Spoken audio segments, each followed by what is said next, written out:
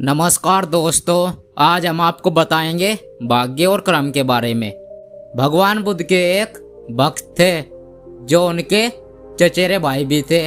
वह एक शानदार व्यक्ति थे और बहुत समर्पित थे।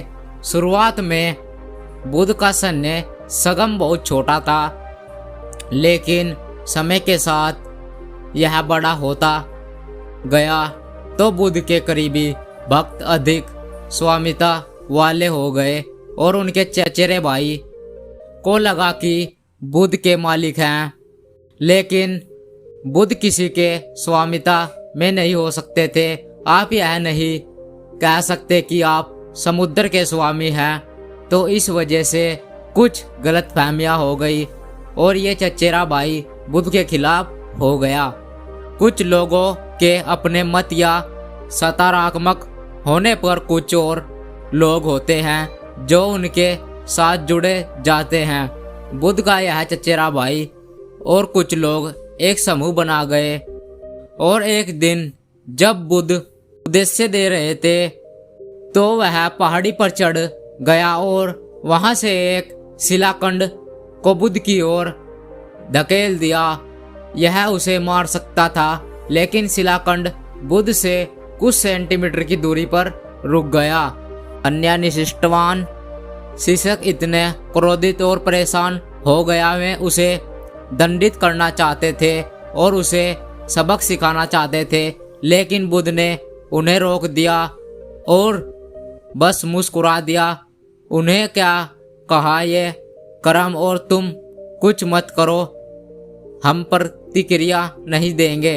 एक बार 90 के दशक में वाशिंगटन डीसी में एक भाषण दे रहे थे और वहां पर 300 से ज्यादा लोग थे। अचानक पीछे से एक लंबा चौड़ा आदमी मुझ पर हमला करने के लिए आया। हर कोई अपनी सीटों पर जमा गया क्योंकि किसी को ये नहीं पता था कि क्या करने वाला है। वह मुझे एक हाथ में उठा सकता था। वह इतना बड़ा था कि मैंने उसकी आंखों में देखा और कहा, रुको, अभी मेरे जाने का समय नहीं हुआ। मैं यहाँ कुछ काम करने आया हूँ, मुझे अपना काम पूरा करने दीजिए।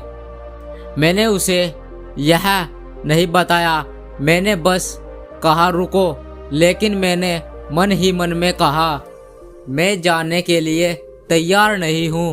और फिर उस लड़के ने मेरी तरफ देखा और मेरे सामने बैठकर रोने लगा। वह इतने गुस्से और पीड़ा के साथ आया था, लेकिन फिर वह बस बैठ गया और उसकी आंखों से आंसू बहने लगे। कहानी को छोटा करने के लिए उन्हें फिर एक कोर्स ज्वाइन किया और उनके लिए सब कुछ बदल दिया। मैं ऐसा क्यों कह रहा हूँ? हमारे और हमारे आसपास होने वाले हर घटना किसी न किसी कर्म के कारण होती है। ऐसा करने के बाद इसका मतलब यह नहीं है कि अगर आप कुछ भाग्यवादी है तो आप बस यह स्वीकार कर ले कि सब कुछ कर्म है और आप इसके बारे में कुछ नहीं कर सकते। नहीं, यह कर्म की गलती समझ सकते हैं। कर्म एक घटना है और आपके आसपास भविष्य में इसे बदलने की शक्ति है, क्योंकि जीवन में स्वतंत्रता, इच्छा और नीति का एक योजना है। आपकी ऊंचाई आपकी नियत है, लेकिन आपका वजन आपकी स्वतंत्रता है। यदि आपका वजन 100 किलो है तो आप ये नहीं कर सकते हैं, खैर ये मेरा भाग्य है, नहीं, डेट मिल पर उतर और कुछ व्यवहार करें। जब कोई घटना होती है तो आप प्रतिक्रिया करते हैं, चक्कर चलाते रहते हैं और प्रतिक्रिया न करने पर हम अपने जीवन में कोई बदलाव नहीं ला सकते। दोस्तों, साथियों, इन बातों से यही सबक मिलता है कि जैसा आप बोओगे वैसा ही पाओगे।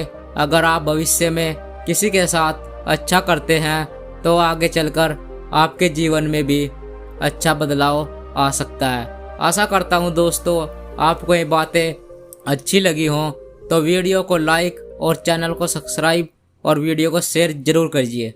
सबका मंगल हो। बहुत बहुत धन्यवाद।